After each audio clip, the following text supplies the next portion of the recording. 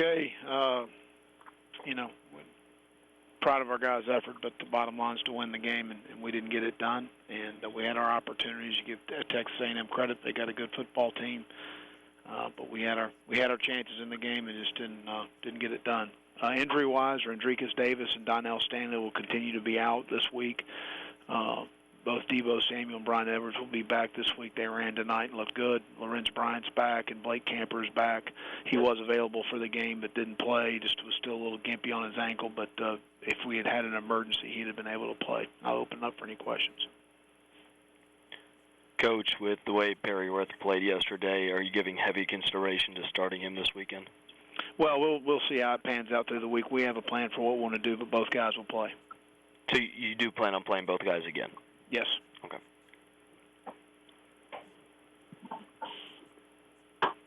Will, this is Josh. Rico, after you looked at the tape of Rico Dowdle, how did he look, and where does he fit in the rotation going forward?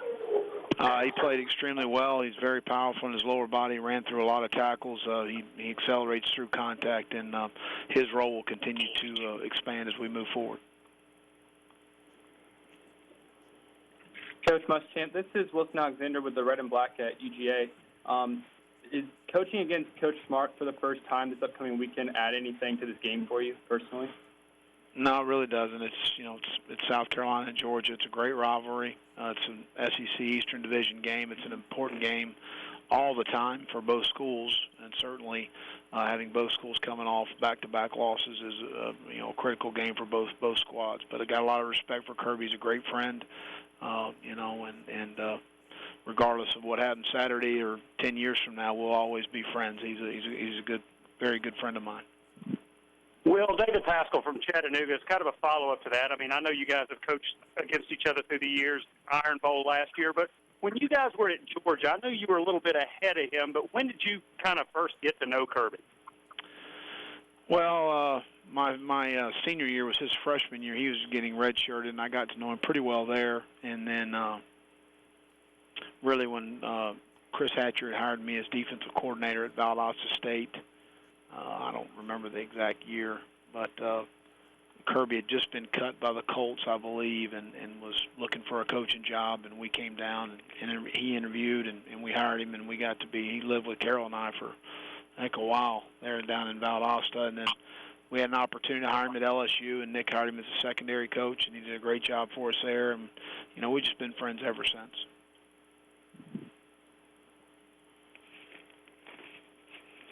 Will, David Caravella in Charleston. How did you think your defense played after you reviewed the film? I thought we had some missed opportunities. We dropped 2 interceptions, and against a team like that, you've got to, David, you got to make those count. And but our guys, we have really improved playing blocks up front. We got bounced out of the 49-yarder. We just didn't fit it right. We got bounced one gap, and against an explosive group like that, we've got to get it on the ground on the second level, and that's what we've struggled with. But our guys played hard. They played with great effort. I think from the most part, assignment-wise, played well. We had 9 missed tackles, the least amount of missed tackles we've had in a game, which is a huge improvement from where we were week 1, week 2. So we've continued to progress and get better each week. We have a different challenge in front of us this week that we need to continue to improve on some of the 2-back run game against an outstanding back, or number of backs, not just one. So, again, our guys have improved. They've continued to buy in. I thought on the offensive side of the ball, we improved tremendously. We ran the ball probably against the best front 7 we've seen so far. So we just need to continue to invest our time in what we're doing, because what we're doing are the right things. I think you guys are third against the pass in the SEC statistically. I mean, is that any indication of where your secondary is right now? No, we're not playing the run real well. Why would you throw it? So, that's the way I look at it. Coach, just adding a little further to what you were talking about offensively, doing some good things there, you feel like, but where can you find a little bit more consistency to start seeing the results in the points? That would certainly help a long way in where you guys are trying to go. No doubt, and we had 6 opportunities in field goal range, and we come away with 6 points, 6 drives. That, the interception on the RPO was a tip pass, well played on their part, but heck of a play on their defensive back. We missed 2 field goals, and then we had the downs there at the end where we didn't get the ball in. So we've got to, convert some of those third downs.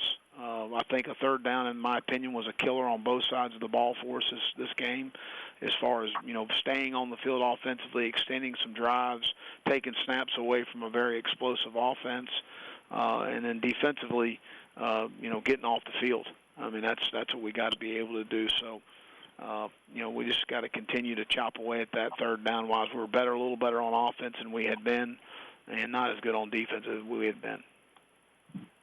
Will Debo take over the punt returner spot once he's back, or will it be Rashad, or is it open competition at this point? No, it's open competition. Chris Lamons has been a guy that's been back. He hasn't done it for us in the game. Hayden Hurst has got great ball skills. Ball possession is my number one thing right now, and we need to have possession of the ball. So we're going to send somebody back there. The first thing we're going to be able to do is catch it. So to be clear, Hayden Hurst could be back there. Keel Pollard, Hayden Hurst, Chris Lamons, Rashad Fenton, Brian Edwards are all guys we're looking at, and Debo will be involved in that conversation as well. Thank you.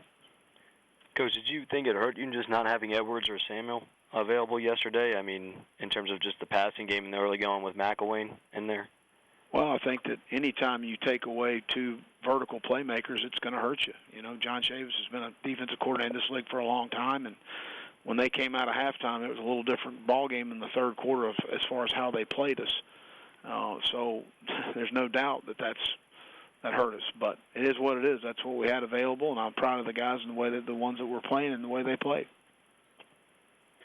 Will, David Pascal again. You knew, we're at the midpoint of the season almost. You knew there were some challenges ahead when you took this job. Has it been what you thought as far as the challenges? How would you kind of describe it? Yeah, my job's to win games, and that's what I look at. I don't, regardless of the circumstances. Nobody wants to hear why you can't do something. They want to know why you did it, and so that's your job as a coach, and that's the way I look at it. It's been disappointing just with some of the injuries at some key positions going into it, knowing we couldn't have those things happen, and that's been the most disappointing part of it from a standpoint of not being able to continue to improve in some areas with missing some guys. But that's part of our game. That's part of the game. Injuries are part of our game.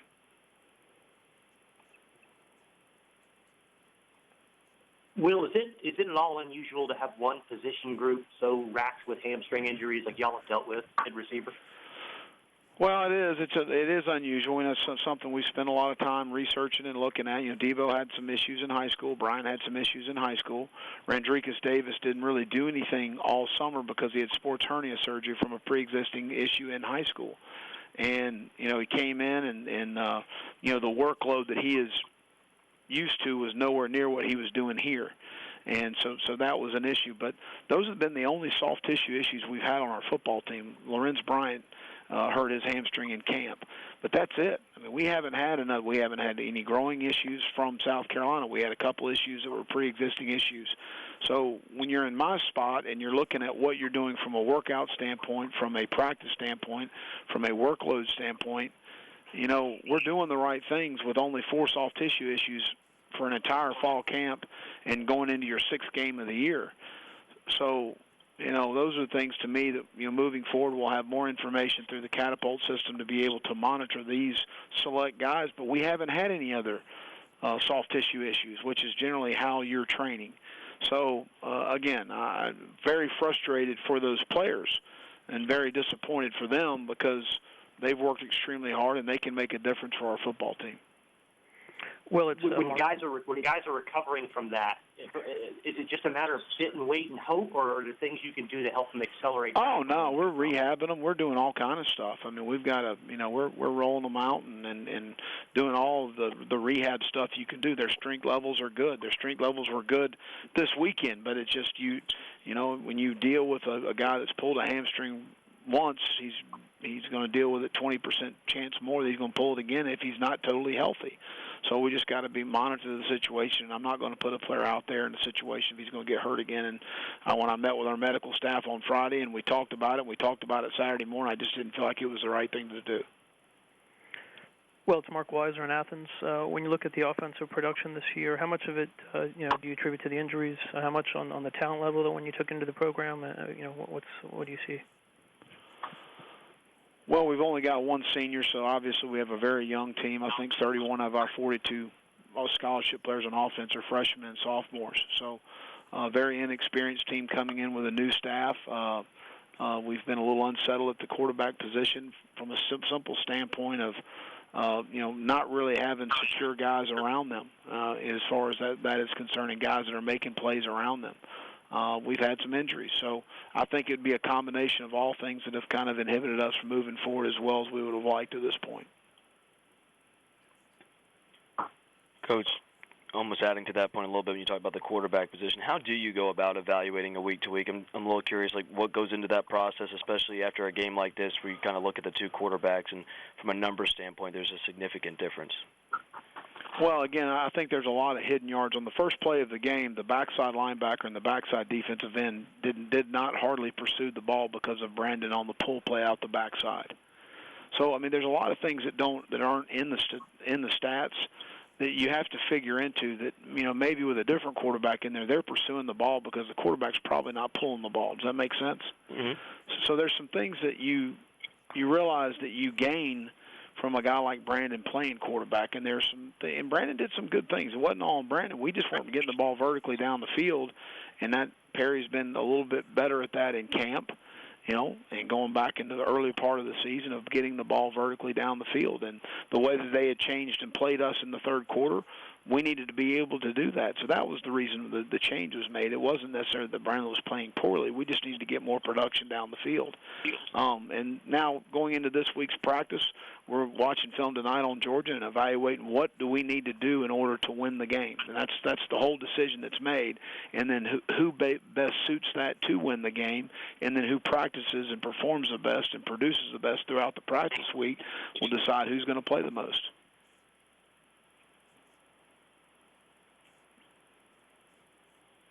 Will, David Pascal from Chattanooga. One more from me. I didn't know if you saw the finish of the Georgia game. Didn't know if you've been through something like that, and how difficult are those type of situations to get back off the mat? Yeah, I've been through it. The Miracle on Markham Street in Little Rock, Arkansas. Arkansas beat us to go to the SEC championship game. I want to say it was 2002. Year before we won the national championship. They hit a ball in there. Matt Jones hit a ball. He was 4 of 18 going in the drive. He hit a ball in the back of the end zone. But it's hard, just from the standpoint of being at that point where you've played well enough, obviously, to win the game. You feel like the game's in hand. And, you get a play like that happens, and you've practiced it. And I know without knowing, I know they've practiced it, that situation every day on Thursday because we all come from the same school. Those are the things that you practice and you go over, and I know it's been coached and been drilled and talked about and illustrated on film and practice, and it's sometimes those things happen, and it's very frustrating. And again, I think that you try and be technical in your approach about what you could have done a little better. You can't get emotional about it. You got to just be technical in your approach to coach your guys, and given that situation happens again, you play it better, and that's how you got to approach it. And you got to move on, and you got to put it to bed, and don't let the last one affect the next one.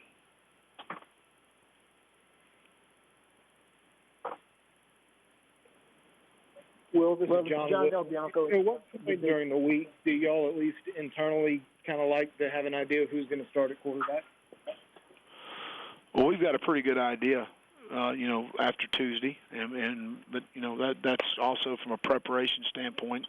Those guys are a little different in their skill set, so we need to make Georgia work on that a little bit too.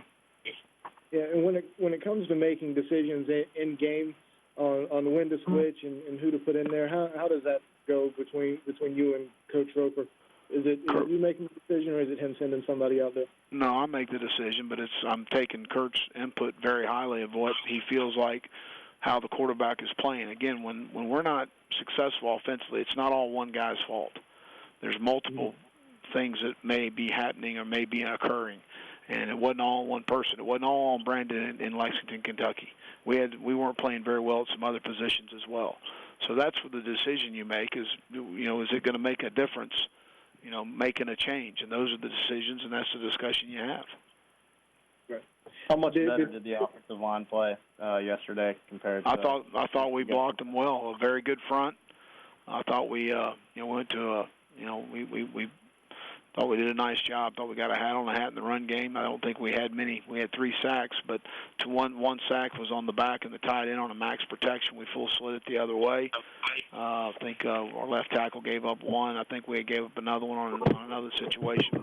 I think in the run game we only had 2 or 3 negative plays in the run game. So I thought against that front, I thought we played well.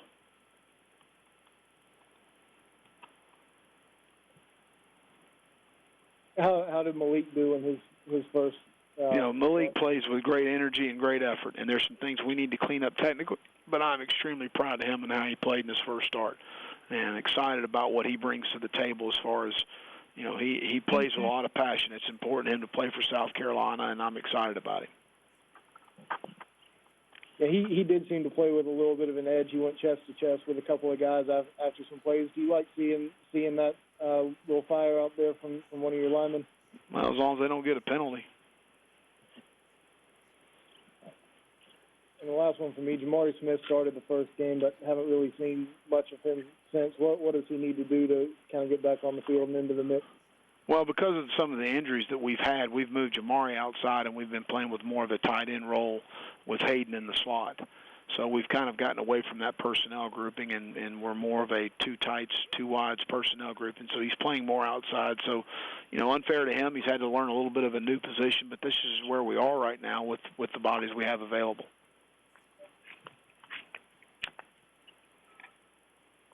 Well, I saw a handful of tweets today from your players, telling fans and followers to, trust the process, messages similar to that. What does that tell you about the mindset of the guys, even after a tough loss? Well, I was just told them after the game, life's not fair. And sometimes you invest an awful lot. You don't get necessarily a return you got. And it's not just about football. It's about the business world. It's about, relationships. You invest a lot. You don't always get a return. Now, life's not fair. So, but continue to believe in what we're doing, believe in the process of how we're working and how we're going about our business, and ask them to do that. And there's no question that the belief in that locker room and what we're doing and how we're doing it. They see the improvement. They see the positive steps forward. We need to get some results. That's what you're in the profession for. Coach, Ray Goff said that he got you a job with Yellowwood at one point or another. When was that, and what was that job like? Yeah, I was working for Jimmy Raines selling Osmos lumber. I was out of a job. I was looking for a coaching job, and I couldn't get one. That was back in the 90s.